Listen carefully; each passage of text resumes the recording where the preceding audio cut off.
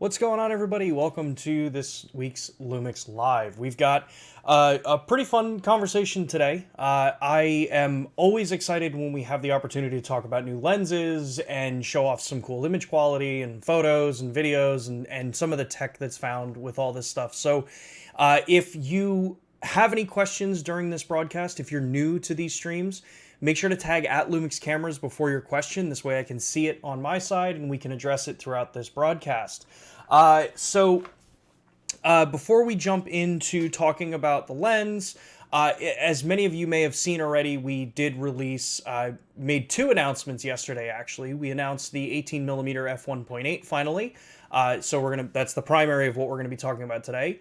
But we did also launch two camcorders that we're gonna touch on a little bit, because I do know that there are some users that tune into LUMIX Live that have some pretty heavy video focus, and these ENG style camcorders may be a little relevant to you.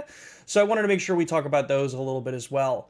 We're also going to be taking a look at some sample images in my Lightroom catalog here, so feel free to ask questions about the entire process. Most of the images that we're going to be showing, I believe, were all shot on the S5.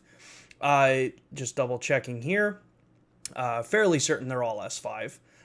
Yes. So we'll be talking about images that are captured with the S5 and the new lenses, so feel free to ask questions about that. And like always with these broadcasts, you can be, the questions can be about anything. It doesn't just have to be about the lenses or the particular topic we're talking about. Feel free to ask questions about anything LUMIX related, and we'll try to answer them during this broadcast.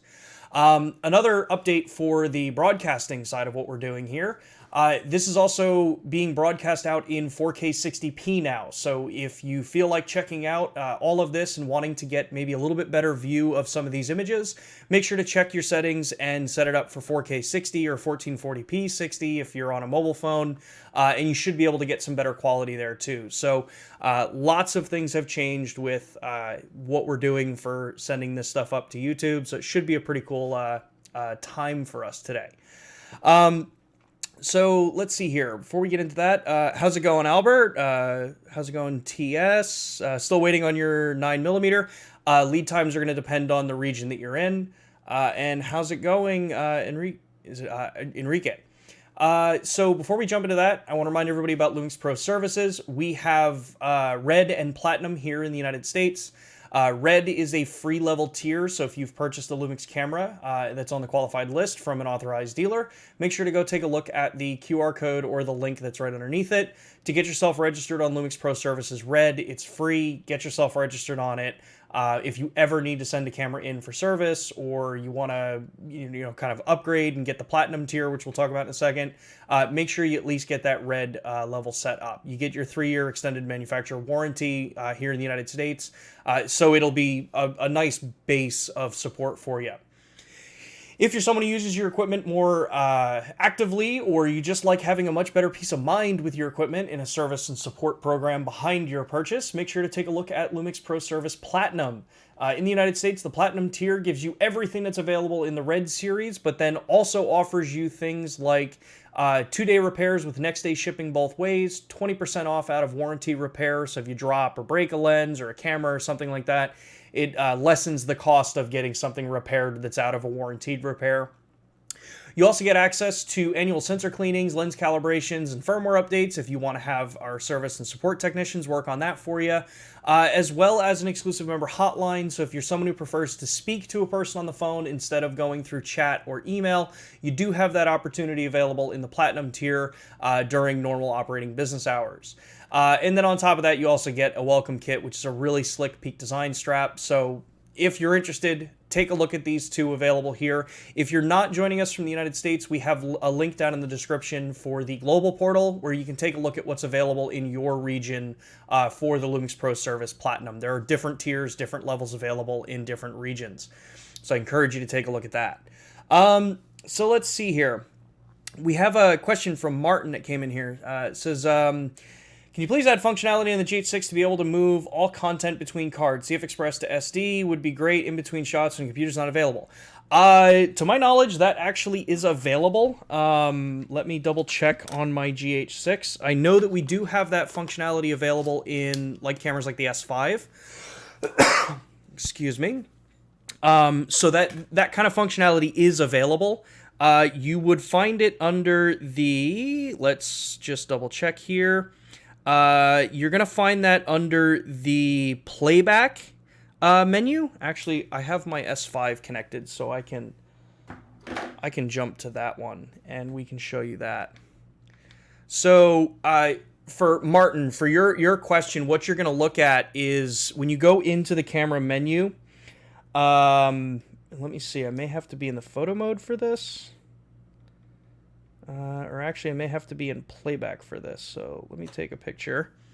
We'll take a picture quick here and see if I can pull it up in the menu for you.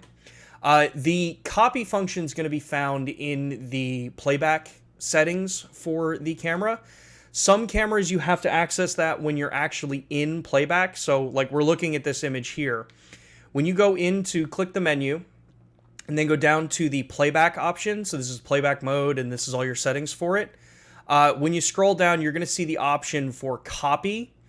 If I had two cards in this camera, that's where you can do it. You select which card you want and then which your source card, your destination card, and what files you want to send over. You can send them completely over, or you can send over selected images. So that is available. I did just check. It is also in the GH6 firmware as well. So that is something to note. And actually something that we probably don't talk too much about as far as features that are available on the LUMIX cameras.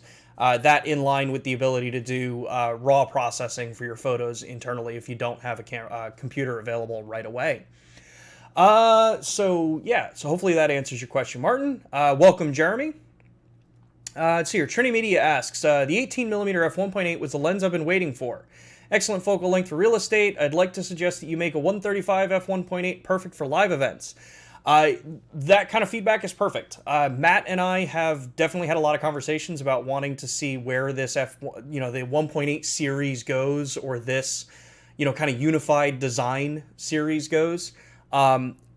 There's something nice about having a set of lenses, and this is coming from a photography perspective. I like having a unified set of lenses that it's the same build, the same muscle memory between working with all of them, and then most importantly, it's the same filter size. I don't have to worry about changing any of the filters out. I don't have to buy step rings to jump between different lenses. I do still use step rings because I do have my IR converted camera, so I do need step rings for that because I bought 77s for that. But it means that at that point, it's one step ring to go across all of my lenses that I have. And we're going to talk a little bit more about these lenses in particular and some of the cool tech that's behind them. But yeah, 135-1.8 would be pretty cool. If you have recommendations or kind of suggestions of lenses you all want to see down the line, always let us know in the chat. Let us know in the emails, in the comments after these videos are posted, because that's what also helps our engineers determine what the next focal lengths are that we want to develop. User feedback in the community is what drives the development of technologies and lenses and cameras and the hardware and stuff like that in our series. So you all have a platform to be able to give your voice and make it known to our teams that these are things that you're looking for. So let's see here. Jeremy asks, what are the criteria for .cube LUTs in the GH6? It fails to read every time unless I convert them to VLT. The one thing that I believe you want to make sure of is what precision the .cube file is. File name length shouldn't be as big of a problem, but I typically recommend try to shorten those lengths up. I believe it's a 33-point LUT, should be perfectly fine. I can't remember if 65 point works in it. I don't have to load them often in the cameras, so I would have to go back and double check and see if there's a precision limit in some of the LUTs there. And then let's see here. Ariel asks, is there any upgrade for the S5 camera, like a Mark II or something? Even if I did know of anything that would come in the future, if you've been a fan or followed LUMIX Live for the years that we've been doing this, even if I did know, I wouldn't be able to tell you, but truthfully, I have no idea. At this point, I have no idea. We're focused on the lenses and filling out the rest of the ecosystem that way right now. And for anything that comes in the future, this is a platform where you could be letting us know what things you want to see in future products as well, as I mentioned before. So if you have things that you want to see in a future camera, drop them in the chat. Tag us with the comment, or actually comment in the video afterwards, and let us know. That's what helps us develop this stuff. So, okay. I think that's enough of a little bit of a ramble to start with here. We've gone on for about 10 minutes without actually looking at anything on these lenses. So let's actually jump to my S5 here, because there's a couple things I want to talk about with the lens and its actual functionality. So right now, we've got my S5 hooked up over HDMI into my Switch, like we normally do. And I have the 18mm f1.8 attached to it right now. And we've got it set up at Full HD 60p, because that's what the switcher takes. And I've got it set at 1.8. And there's a lot of cool things that have been developed with this entire series of f1.8 lenses. If you've not ever used any of the f1.8 series, this may be new information to you, but the entire ethos of these lenses is that they're designed to be almost directly replaceable with each other in different environments. So if you're a video shooter, you've got similar balance between all of them to where you're not really going to need to rebalance a gimbal if you need to swap lenses out. So that's one thing when it comes to weight distribution on these. The other big thing is that you also have the same exterior design on these lenses. And what that helps you with is that if you've got your camera rigged up in a cage or in an actual more of a cinema rig, you've got the ability to have the same length on the lens and the same diameter on these lenses. Where that comes into play is with things like if you're attaching follow focus rings, if you're attaching matte boxes, if you're using filters. All of these little pieces, you start to realize if you need to change the lenses out, you tend to have to either, one, rebalance the gimbal that you're working on, which can be a pain depending on the lens you're working with, especially when you're going to something as wide as like an 18mm, all the way down from say like an 85 with this series offers. So the balancing side gets kind of corrected for you. You also have that benefit that your rig itself, you don't have to reposition and rework out where your rails are, where your lens support would be if you're using a lens support, where the matte box is being attached into this. All of it stays the same because these lenses have been meticulously designed with the concept that they need to be a unified platform across the board. So from design perspective. On top of that, these lenses are also designed to be optically the same between all of them. So what that means is that while you're working with these lenses, every lens that you change in front of your camera is gonna change the look of your image. And I know that sounds kind of like an obvious thing that a lot of us would think of, right? You go to an 18mm versus an 85. Yeah, of course the field, the look and the style is gonna change. Your field of view is massively changing. But what a lot of people don't realize is that one of the other things that happens is your image tones change between different lenses. So a lot of times from photography and then even into video, you may notice that a 35mm may have maybe a warmer tone to it versus say a 50mm or an 85 or vice versa. And as you go through your day photographing or creating video content, you'll notice that as you change lenses, you end up having to be fairly critical on making minor adjustments to shift out what those lenses are actually imparting into the image as far as color, tonality, and all of this is outside of sharpness and contrast and things like that. Well, with the 1.8 series lenses, we've designed them all to give the same look. Not just sharpness and field of view and stuff like that you would normally associate with lenses, but more importantly, the color and the render that you get out of these images. If you go between the 18 to an 85, the skin tones are going to be represented the same way. So if you're shooting in log, you're not going to have to worry about, well, when I change this lens, I have to compensate for the slightly cooler tones that this lens tends to produce, because lenses impart color changes to your images. The other thing is that they've also been designed to be, functionally the same across everything. So again, And I'll pull one of these out of the way. Actually, I don't know why I'm doing that. I've got them right in front of here. So the actual design of these lenses, the way the chassis is designed, where your focus ring is, where your AF and MF switches are on it, they're all designed in the exact same spot. So like I said before, muscle memory becomes an important thing. If you're actively out there using the camera in a photography mentality, you want to be able to not have to think about your equipment. You have those kinds of differences if you go between, say, a Sigma L-mount lens and a Panasonic L-mount lens or a Leica L-mount lens, because you may look and say like, okay, well, zoom ring may go the opposite way or focus ring may go the opposite way. This entire series is going to be unified across the board for your type of shooting. So muscle memory really comes into play and it becomes super easy to work with. The last thing with this entire series is that from the get-go, these have been designed to be incredibly high performing within the bounds that they've been designed for. So with all of this concept, with the unified exterior, with the same filter diameter, with the same weight or similar weight between all of these lenses, they've been designed to be the highest quality possible that you can get while sticking to a lot of the other core technologies that we've been deploying in the LUMIX lineup for a long time. Some of those core technologies are minimized focus breathing.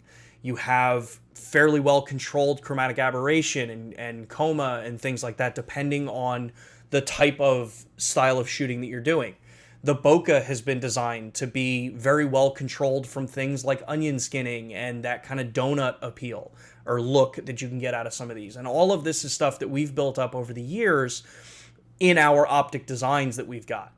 And when we talk about focus breathing, which is why I have the camera set up the way I do right now, you know, obviously from a photography perspective, we don't really run in too much about focus breathing when it comes to a lens, because we're capturing typically 1 to maybe 20 frames in a sequence. And if you're zooming or you're focus, or really it's just focusing, you may not really ever notice too much of focus breathing in lenses. So that's why it's never really been that big of a concern up until recently. But with our lenses, we take a very different approach than what others are doing for focus breathing. We are doing it optically in the lenses. So they are being designed to actually manage the breathing effect that you get as you shift focus from near to far, which changes your focal length. In some cases, there are lenses on the market that from near to far focus, you're losing something like 20% of your field of view as you move through that focus range. And that is, once you see it in a video, it becomes incredibly noticeable, to where when you look at higher end cinema lenses that do not exhibit focus breathing, you start to see what that benefit is. And with a lens like the 18mm, where you're ultra wide, and as you can see, I am really close to the front of this lens. I'm not even at the closest focus distance of this lens either. This is where you would see something like focus breathing exaggerated for your use case. So if you're a wedding or an event videographer and you want to be able to go in from a really tight shot and then have it rack focus back out to, say, a bride and groom behind you, or the couple behind the frame there, you're able to do that with these lenses and actually get a true cinematic look out of the image, as opposed to a very video-centric look, which is going to have breathing in that frame. And what that looks like is, right now you can see we're focused on the 24 of the 24mm. When I tap back here and we go back and focus out to it would help if I actually tapped the thing. If I tap back and we start moving the focus back out to the back of the frame, you'll see that we're back on the 85. It would help if I was looking at the right preview screen too. The breathing is incredibly well controlled. So we'll do that again. We'll come back to the 24. That's back here. And then we'll move back to the 85. And then we'll come back to the 24. And then we'll go back out to the 85. So the things that you want to look at are the regions out over here. So the distance that you see between this lens and then the edge of the frame, see how little that changes with this 18mm. So as I move through, we go back to the 24. I click back out to the 85, and you see that it stays the same field of view through that whole range. And that is something that's designed to be well controlled in the entire f1.8 series. So for video users, this is a boon. You typically had to pay tons of money to get a lens that's designed to be focus breathing controlled.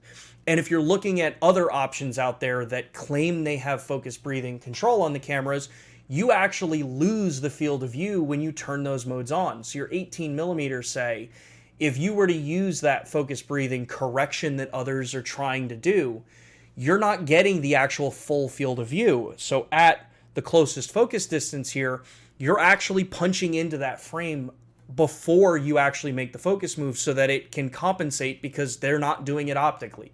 And that's kind of a shortcut way to do it. This is the proper way to design a lens because you get the actual proper effects with it. Aside from just the focus breathing, and I know I'm talking a lot about the video and the cinema side with it. We're going to take a look at the photos in a moment for the photographer's perspective on this lens. But the other thing with the entire f1.8 series is that when we go into the actual camera menu here, and we go into the cog menu, so this is the second menu down, and if I press display, you'll actually get a name of what this menu is. So this is the custom menu.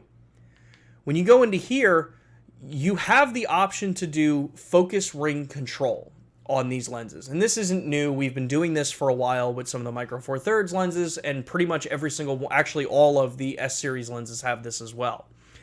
What focus ring control allows me to do is come in here and toggle between linear and non-linear functionality for your focus ring.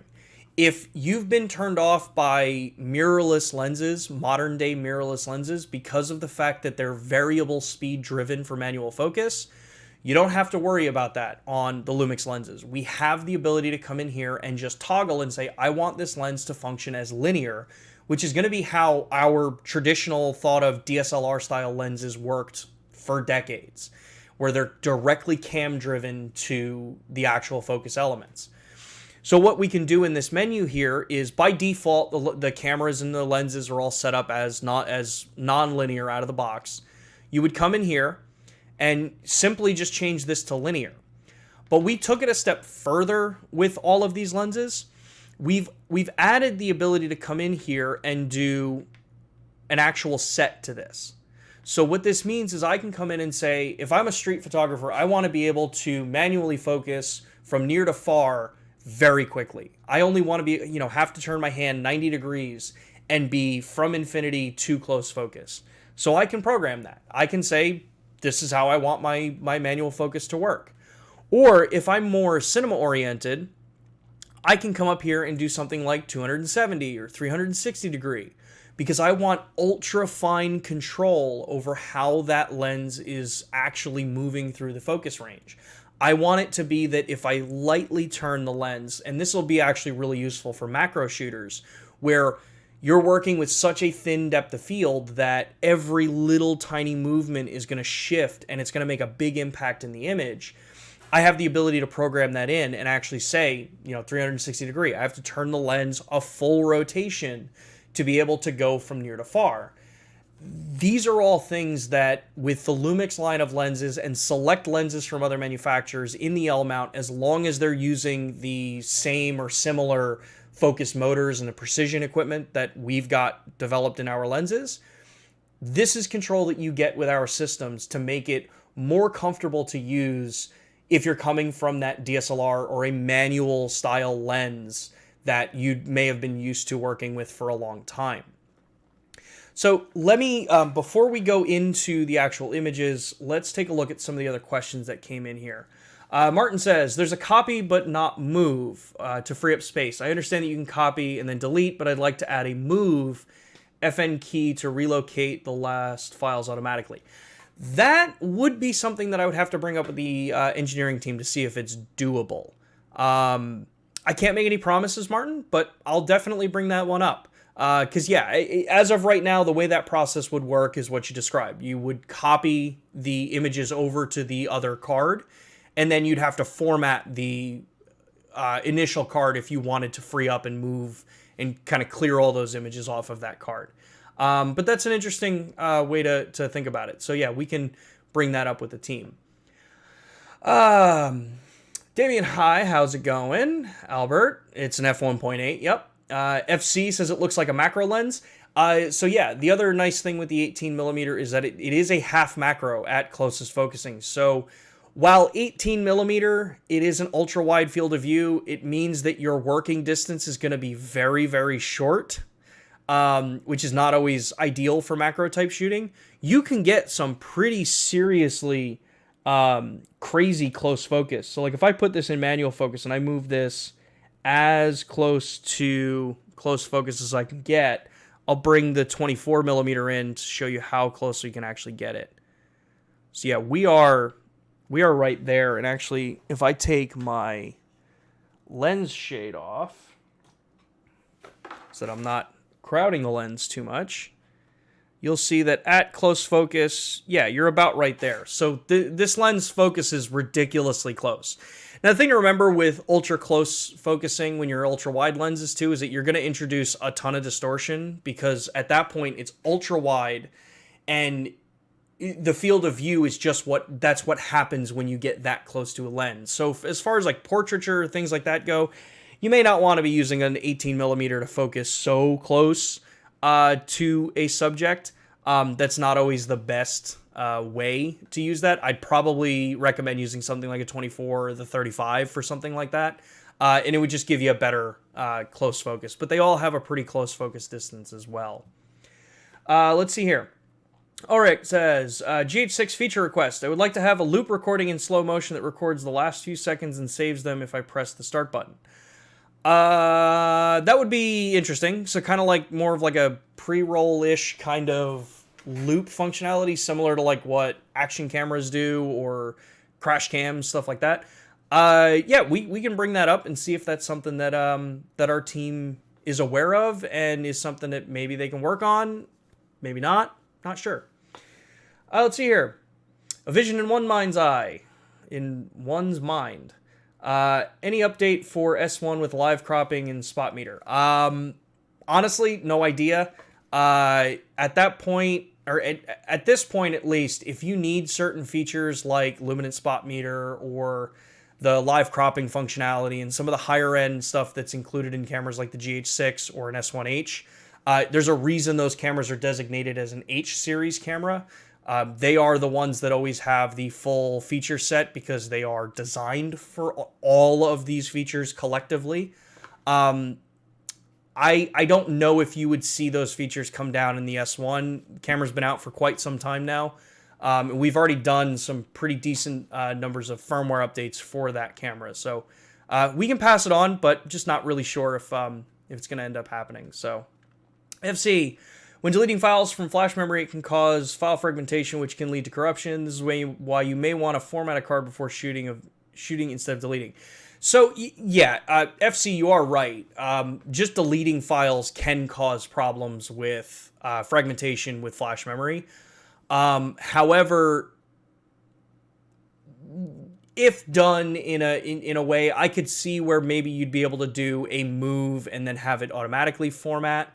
SD cards and CF Express, not really so much CF Express, but primarily SD cards do tend to be more susceptible to problems when you start just deleting files. So in that sense, FC is 100% right. I never recommend deleting files off of a card and then not having a plan to format that card right away.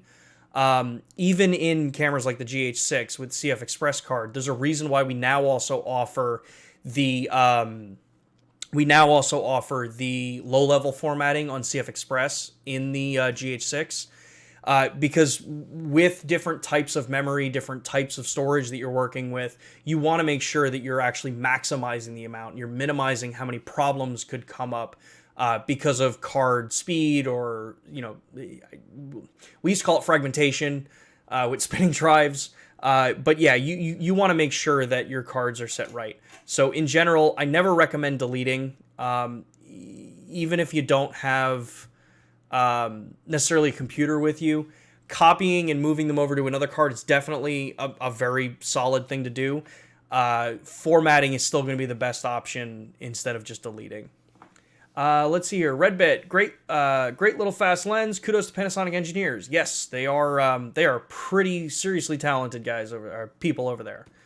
Joshua says, does the 18mm f1.8 continue with the same level of awesome autofocus and no focus breathing like on the 50.8? Yes, it does. Breathing is incredibly minimal. We typically won't say that it is no breathing or like perfectly breathing corrected, because there is some breathing in pretty much every lens. The difference is that what we're doing optically with these is to the same level that we would be doing on pretty much higher end cinema lenses. Most lenses where you see a truly no breathing lens, they're the giant cinema lenses, and they're really, really expensive because of the way they're designed.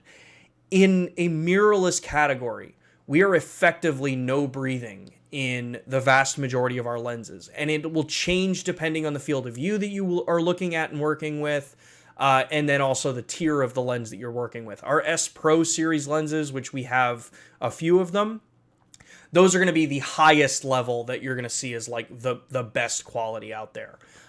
The standard S series lenses are going to be really, really close to the point where it's most likely not distinguishable to anybody unless you are trained to look for it. In the entire time I've been working with this whole thing, it's been really solid. In the entire time I've worked with the lens. So let's see here. Trinimedia, just answering that question. Martin says, have you ever had issues on GH6 with corrupt files due to fragmentation? I haven't. The GH6, I have never had a problem with it. I know you're asking FC about it. I've never had a problem with corrupt or problems because of memory. Part of it is, one, as long as you're using really high grade, CF Express or SD cards or from reputable brands, usually they have wear level. Well, sometimes they have wear leveling, things like that SSDs have. If you're working in CF Express, you still want to make sure that you're doing the low-level format. Anytime you put the card in, you're starting a new job. Same with SD cards. You just want to make sure you format them. But SD cards and SD cards primarily, they can degrade over time. That's one of the issues that you kind of, run into, is that a lot of us may be holding on to memory cards for a really long time that have a ton of read-write cycles on them, and eventually they are going to start failing. The more you can do to manage, things like formatting and making sure you're not deleting stuff where you don't need to, the less likely you're going to run into these problems. But Martin, I think to the point you're kind of pointing out here is that it is still a relatively rare occurrence that you have a failed card because of deleting or corruption or anything like that. You just want to do everything you can to make sure that you don't run into those. Let's see here. I'm going to do two more questions, and then we're going to start looking at photos from the from the 18mm. Let's see here. Redbit, with Leica M to L adapter, will the lens be recognized by LUMIX S cameras? My understanding is that the M to L adapters are not smart adapters, so it won't tell you the focal length or aperture the way that like a modern M lens with the, I think it's a 6-bit coding would tell an M camera what aperture, like what lens it is. It's been so long since I've shot with anything that even has the 6-bit information on it. I have a really old 35mm that I use that predates all of that, so I wouldn't be able to tell you. I'm gonna lean on the fact that it probably doesn't tell you focal length and stuff like that. So, especially because you have to go in and actually tell it what focal length that lens is. David says, there was a question on Reddit. If someone has the Sigma 20mm f2, is the new 18mm better for stills? This one's going to be a toss-up for different users. If you're looking in the L-mount system, you've got 3 manufacturers making first-party lenses for the system: Sigma, Leica, and Panasonic. So as far as image quality goes between them, I personally prefer the rendering that our lenses give. And yes, I know that I have a biased opinion on this. But I do own, personally, a few of the Sigma lenses. I have their 105 macro. I have the 45mm 2.8. And I do like them. But I personally like the rendering of our lenses better. I like the colors that we get out of our lenses. I like the unified design of it. While I do appreciate the material design that Sigma puts into their lenses, for me, it's a personal choice. It's not a big enough reason for me to go to one of those lenses. Between an f2 and an f1.8, not a huge difference in aperture, though having that extra little bit of faster aperture is definitely an advantage, especially in lower light. I think it's about a third of a stop, f1.8 to f2. That might be a half stop. I'm horrible with what the actual stops are, but having that 1.8 can be a lot nicer, especially the fact that we can, if I remember right, we can focus closer than the 20mm can. We're smaller, we're lighter. The overall kit is unified across the entire series, so if you know that you're going to be working with a set of lenses, that's a big advantage. As far as pure image quality goes, that I leave up to independent reviewers that want to work with these lenses. All lenses have benefits and drawbacks.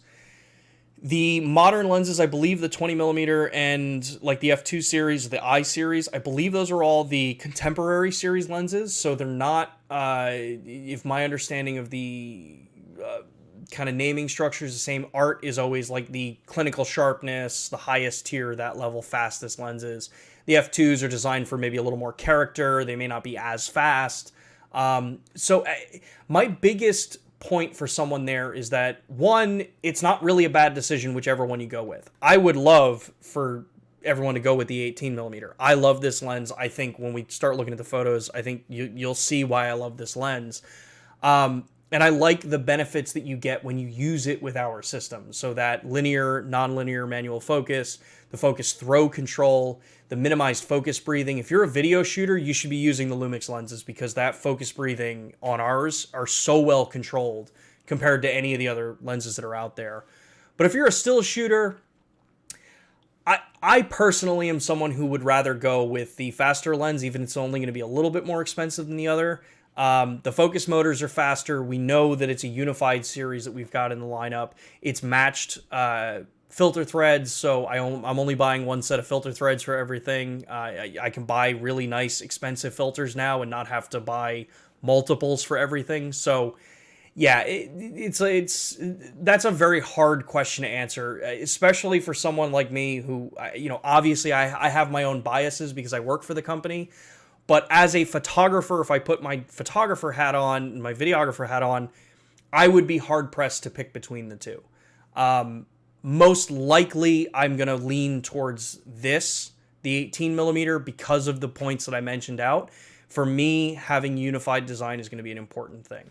Image quality is going to be splitting hairs, in my opinion. In the real world, stuff that we all shoot and photograph and create, it's splitting hairs image quality-wise. Let's see here. It says the 18mm is smaller and lighter as well, but apparently it isn't. No, I think the 20mm might actually be a little bit smaller because it's an F2 and it's their I series. Steven says, does that mean we will get live cropping feature on the GH6? I would love to see that feature in a firmware update. The GH6, I honestly don't know if live cropping is going to be on the GH6.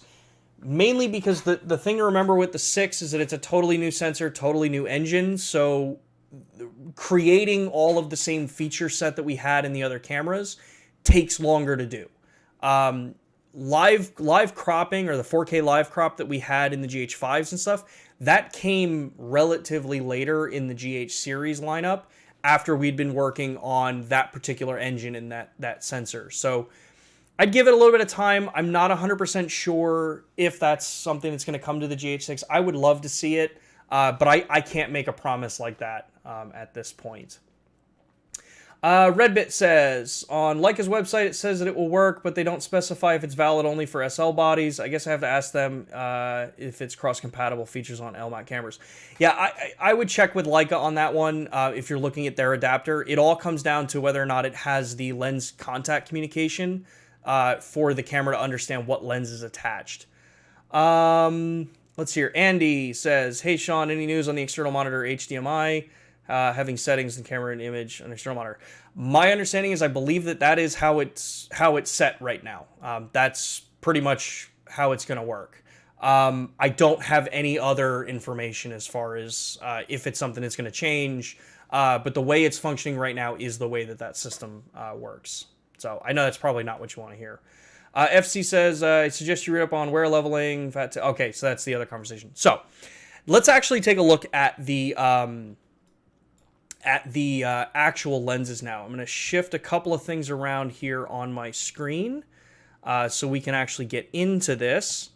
So make sure, yep, we're set now. So yeah, let's actually start taking a look at some of these lenses, some of the sample images that we've got here. So I can still see the chat up now, so if you have questions through this part, drop them in the chat, and I'm happy to answer. The images that we are taking a look at are all taken by our ambassador, I think it's Vivian. So if you look at our Instagram posts, the tag is there if you want to take a look at more of the work and some of the images. But we're going to go through here. I've got a couple that I've shot, and a lot of these are the sample images that we've had actually shot for, with the lens for global use. So as you can see, a lot of this stuff, ISO 400, f5, 6400th of a second, using the lens as an actual lens. So there are times where, yes, you're going to buy and go with, say, a really fast f1.8 lens, but most of the time you end up not actually shooting it at f1.8. You usually end up stopping it down depending on the subject that you're working with, the content, the type of material that you're creating. So in a portrait sense, like we were saying, because an f1.8 has more, it makes features more dramatic because it elongates things. It's better for, stepping back, doing maybe more environmental portraiture, maybe more dynamic style work. And with this lens, even at f5, at ISO 400 on the S5 itself, you'll see that it is sharp. The amount of detail you're getting out of it, you still have some separation in the background, even at f5, which is a hard thing to get with ultra-wide lenses. Background separation is a hard thing on ultra-wides. And so you've got, crazy amounts of detail. You've got sharp image corner to corner through this, nice gradients through this in the edit that was done for these. But then when you go to something like architecture, this is where you also have that ability to be able to use things like, not having to stop down as much for a given depth of field that you want to work with. So this is shot at f4 at ISO 800. You're keeping your shutter speed up. You've got really good depth of field still because of what your hyperfocal distance is when you're working on something like an 18mm. So we're sharp up into the top of the building. We're sharp even down into the corner here, right into the edge where this window is, all the way down into this corner as well. And then even up into the corner up here where you're really pushing the extents of this. This lens I think is one of the more fun lenses to shoot with. If you need to be able to show perspective, you want to get more creative with the kind of work you're doing if you're a photographer, you've got a lens that's got some insanely good quality all the way out into the corners in the actual, aperture range that most of us are going to be working with for things like landscape and, cityscapes, or the word is eluding me for it, real estate, that's the word I'm thinking of. So you've got a really solid option here.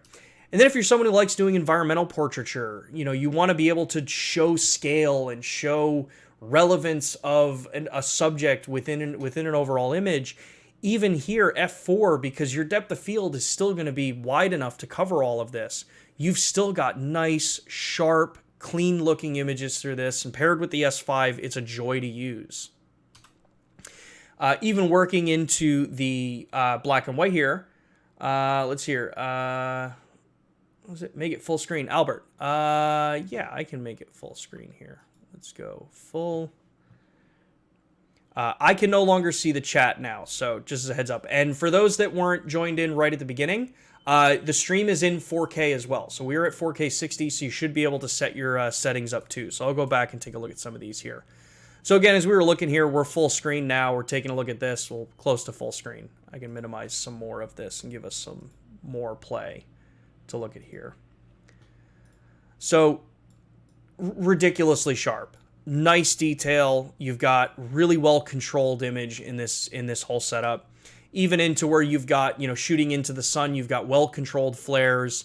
You've got a nice looking render. You have minimal loss of contrast when you're shooting into the sun or into the, you know, any kind of lighting coming towards you. Sharp all the way from the dead center, all the way down into the corners here, even down over here. I have to remember where my camera is here. And then even, you know, when you start using lenses like this to, again, showing scale, these kinds of lenses at 18mm are so much fun to use if you use them, especially for portraiture, showing that environmental effect for that style of image, getting different kind of feelings across than you would normally get by doing a traditional, say, 3/4 portrait. When we start looking, you know, getting more creative with it, picking different angles, doing a little bit better shallow depth of field work. This is working closer, so even at f5.6, you're still able to get that, you know, kind of slightly out of focus background where you've got your attention right on the subject here. You've got enough of that kind of separation there, and you can still get some of the sun stars, even at 5.6 that this image is taken at. Super simple, straightforward, flat, you know, kind of background. Again, these are the lenses that are great for showing scale and context of an image. When you go through, one of the other nice things with this lens that it's a little tough to see in these, I have another image that I'll show that I think kind of can get the point across, is how well controlled the distortion is on this lens for work like this. You're getting really kind of clean lines through everything. If you're shooting straight on verticals, you're going to get very clean vertical lines out of it. When you're exaggerating some of these, you know, kind of angles that you shoot at, it plays really, really well for it. Even into, again, just more creative work here. We're looking at an image here. You've got nice, sharp focus up through here. The depth of field on this, we're shooting at f3.5, so we're a little bit closer to, you know, wide-ish open here. You've got that detail. It's resolving even the fine, you know, kind of material finish that you see on the white here, all the way up into there. 3.5, even on a wide angle, is where you will start to get out of focus regions the further you are away from the lens here. So that distance does allow you to still get some separation. Slightly different crop. More of that point here, shooting at 3.2, relatively close, being able to really push that background out there and actually show scale. Again, super sharp. This lens is just so much fun to use. And it's got the chops to back it up, being able to get that background blown out. But I know a lot of people want to look at like bokeh. What's the bokeh look like? How does the, you know, how shallow of a depth of field can you get? We saw a little bit with my demonstration before. So actually out in the field, you've got ultra shallow depth of field. This is shot wide open at f1.8, ISO 160, 4,000th of a second. And you'll see even here, it is super sharp right along the actual plant here. And then you've got that nice bokeh out in the background. You've got well-controlled look of that bokeh, so it's not onion-skinned. It's not, you know, it doesn't have the donut effect that some lenses are plagued with. You get nice transitions out into the back. So it really does play for doing close-ups, even with an 18mm. More kind of handheld stuff. As you start looking through this, you're getting tons of nice detail, shallowish depth of field or shallow depth of field at f1.8, so you get really nice quick fall off on this. Even when we start looking into something like, you know, more traditional, kind of like flower shots here, you get that nice creamy background, some nice good detail here in the center of the flower. And this is one of those situations where if you're manually focusing this is where that linear control would really come in handy on this series of lenses. Being able to fine-tune how that focus is being done is a really nice benefit if you want to make sure that you are just right here in the middle of this flower. And autofocus may not always be able to get to such a fine point to make sure that it's exactly where you want it. So you have a really good solid platform to fall back on here with this. And then let's see here. I want to make sure and take a look at some of the questions that we've got coming up. I realized that I was blocking some of those images here. Let's see. Let me jump back and answer some more of these questions. Where were we? News and external. So we answered that one. Wear leveling. We answered that one.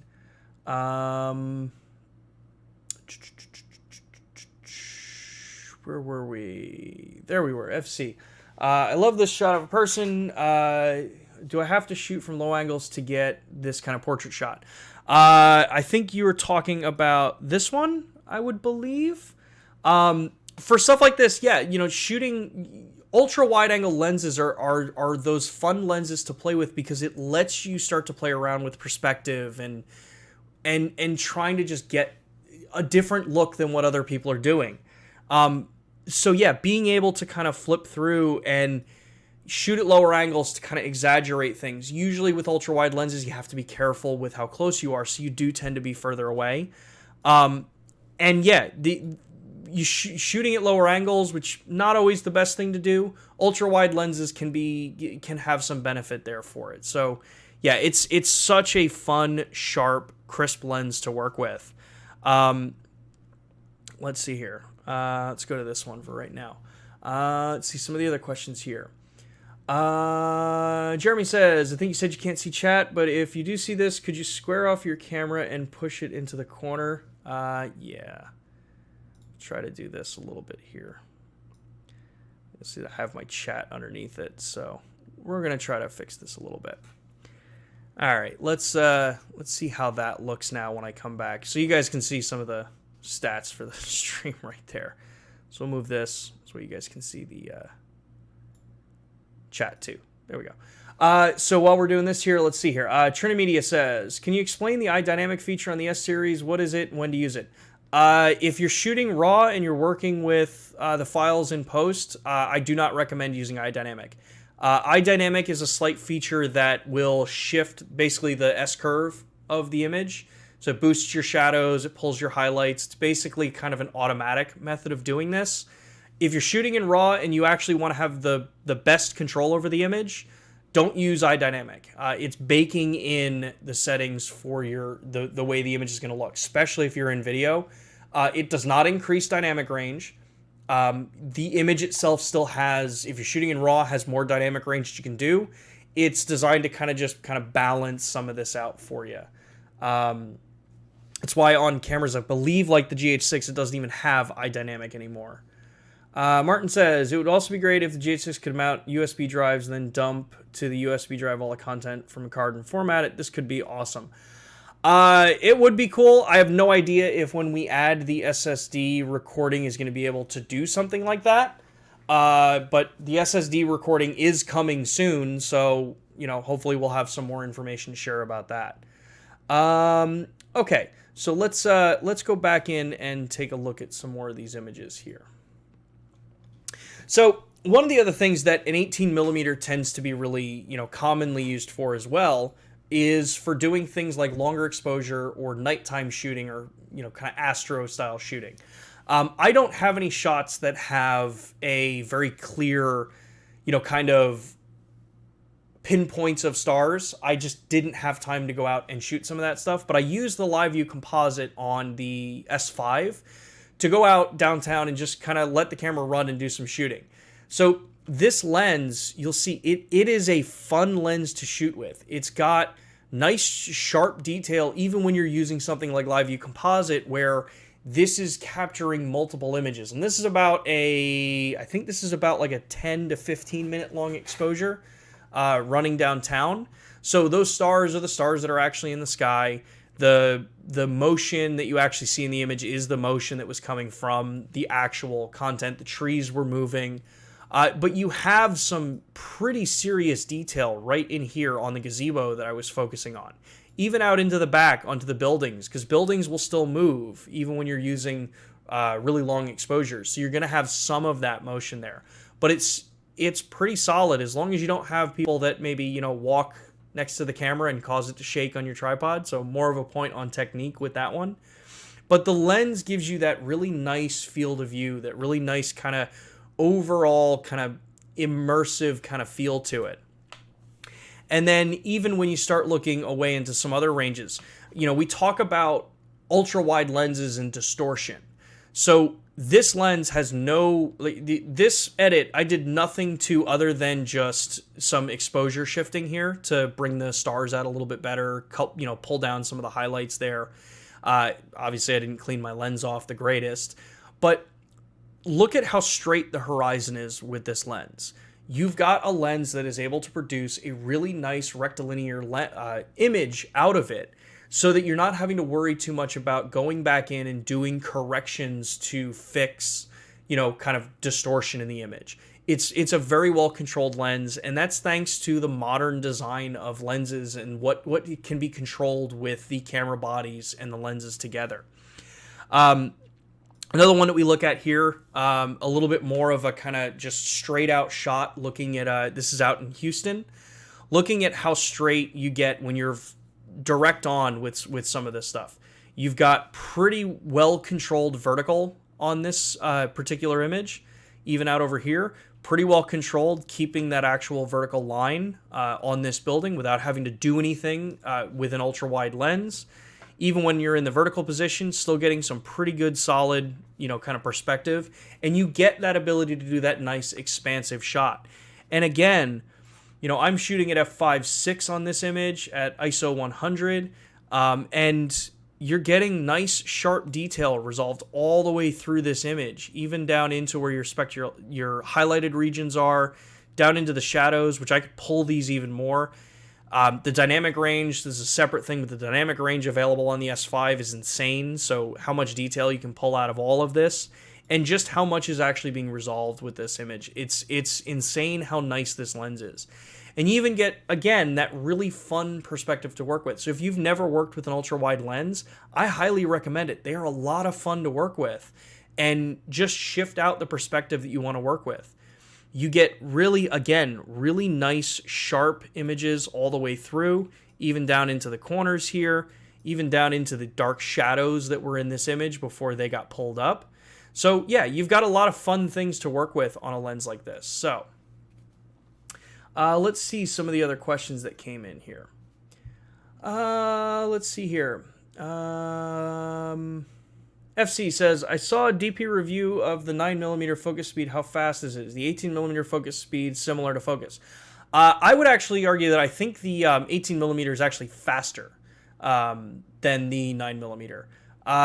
Working at ultra wide angle, it's pretty easy to actually just get a fast focusing lens anyway. So you don't really need to worry too much about, how fast you're going to be able to get lenses, to actually focus for you.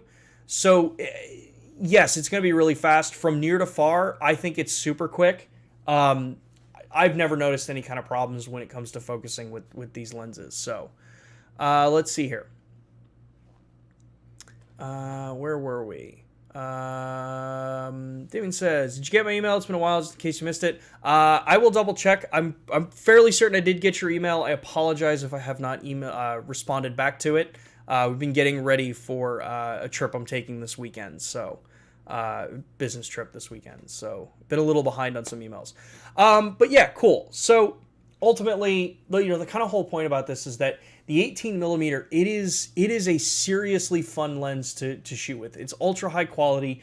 You've got the entire matched set available now. So 18, 24, 35, 50mm, and 85mm, all the same filter thread, all the same color, style, look that you're going to get out of these. So your unified platform that you're working with, same filter threads across all of this. I know I keep harping on that one, but that one actually saves you a lot of money in the real world.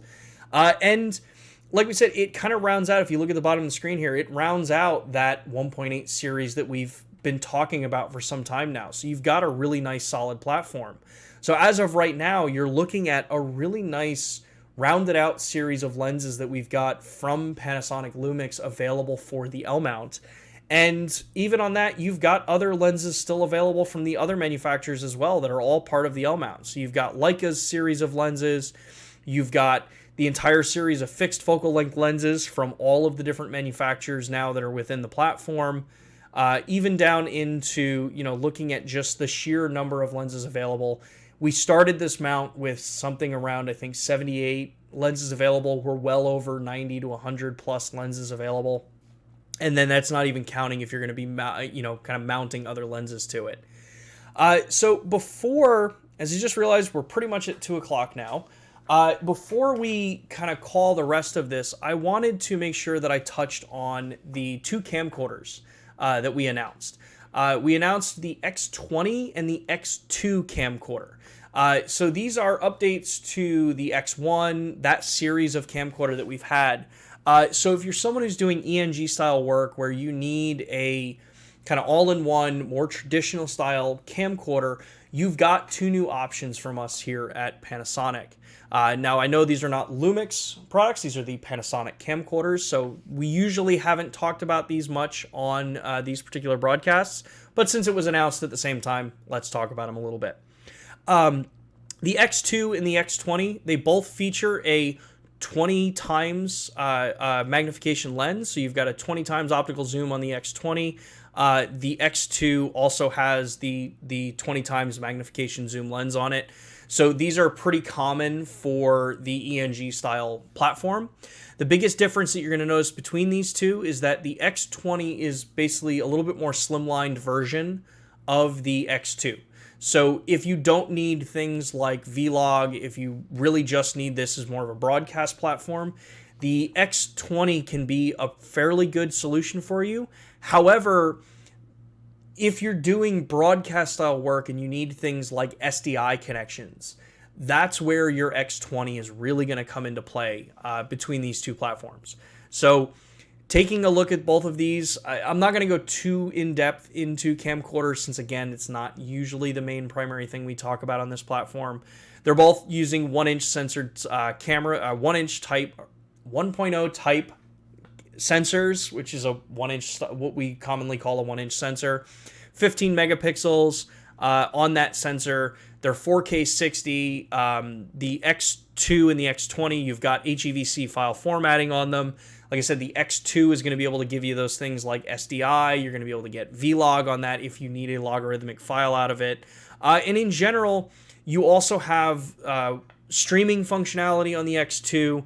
You do have streaming functionality as well on the X20 as well. So if you need just a good solid platform that's got kind of a camcorder feel and architecture to it, definitely take a look at these two camcorders. They should be available soon. As like I said, we just announced them before. So let's wrap this up with some of the last couple of questions we got here, and we'll wrap the stream up.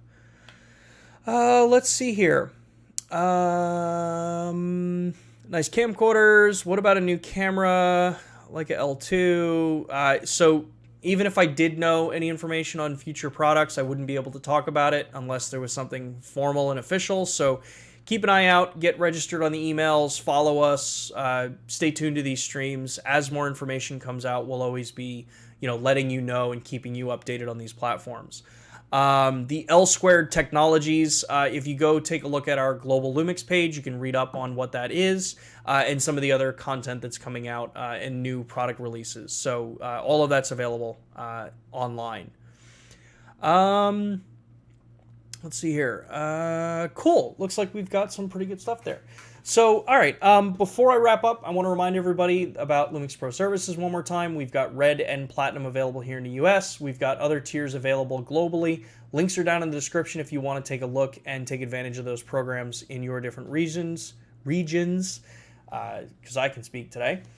A little bit of programming notes for the next couple of weeks. For the next 2 weeks of streams, they will not be live per se the way we do them right now. I will be pre-recording the next 2 weeks worth of streams because I will be out of office traveling for work. We will be back the last week of September. The plan is we're going to have another creator interview with Caleb Hoover. So you're definitely going to want to take a look at that. Check out his YouTube channel in the meantime. He's got some really good content on there, and he's a really talented filmmaker. So we will have an interview with him at the end of the month. We'll also have, like I said, 2 pre-recorded streams. So those will be YouTube premieres for the next 2 weeks. We're going to be talking about editing RAW files with the LUMIX cameras, some things to keep in mind and the way they're handled in different programs. And then we'll also talk about working with video files on the LUMIX cameras over the next 2 weeks. So those videos, the links for those should be posted within the next couple of days. And So keep an eye out on the channel. If you don't already and you feel that the content that we've been providing you is worth it, I'd love to get a like and a subscribe from you. Something around like 70 to 80% of the viewers on the YouTube channel do not subscribe, which is about average for what most channels are. So if you're not subscribed already, definitely subscribe to the channel. I would appreciate it if you like this content, drop a like. If you know someone who would benefit from seeing these streams or getting into the conversation, let them know about it. Share it out to friends or other creatives out there that may be shooting Lumix and don't know that we do these. I can only do so much advertising to get people to see these broadcasts. Yeah, with that, and then we'll be back live, like I said, at the end of the month. Starting in October, we're actually going to be doing, the first stream in October is actually going to be a Traveling with LUMIX Cameras broadcast. So over the next 2 weeks while I'm traveling, I'm going to be documenting it, and we'll be coming, basically just kind of recapping the equipment I take when I'm traveling on the road, what equipment I do. We'll show some images and some video and some content from my travels. And yeah, we'll get back into a normal swing of things at the end of the month. Outside of that, everybody, thank you all so much for tuning in. Thank you for listening to me ramble and talk about these lenses. It's always fun when a new lens comes out to actually talk about it and show some cool samples. If you don't already, follow us, subscribe, all that kind of stuff. I know I've said it a bunch. I'm a broken record with some of this stuff. But yeah, we'll be back. I hope everyone has a great rest of your day and an awesome weekend. And I will see everybody live in 2 weeks. But I will see you recorded next week, Thursday at 2 p.m. Eastern Time, right here on LUMIX Live. So with that, take care, everybody. Have a great rest of your day and weekend.